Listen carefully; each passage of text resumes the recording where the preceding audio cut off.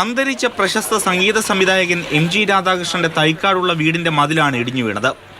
Smart city പദ്ധതിയുടെ ഭാഗമായി പ്രദേശത്ത് ഓട നിർമ്മാണത്തിന് കുഴിയെടുത്തിരുന്നു. അശാസ്ത്രീയമായ രീതിയിൽ കുഴിയെടുത്തതാണ് മതിൽ പൊളിഞ്ഞു വീഴാനുള്ള കാരണം. പഴയ കെട്ടാണ് ഇതിൻ്റെ ബേസ്മെൻ്റ് എന്നൊക്കെ പറഞ്ഞത്.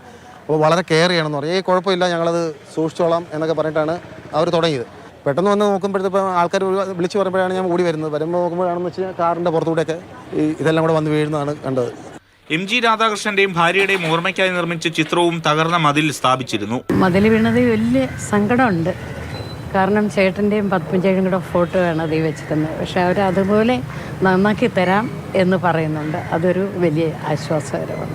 ഫയർഫോഴ്സിന്റെയും റോഡ് നിർമ്മാണത്തിനായി ടെൻഡർ എടുത്തിരുന്ന കോൺട്രാക്ടറിന്റെയും നേതൃത്വത്തിലാണ് ഏറെ നേരത്തെ പരിശ്രമത്തിനൊടുവിൽ MG രാധാകൃഷ്ണന്റെ കാർ കേടുപാടുകൂടാതെ മാറ്റാൻ സാധിച്ചത്.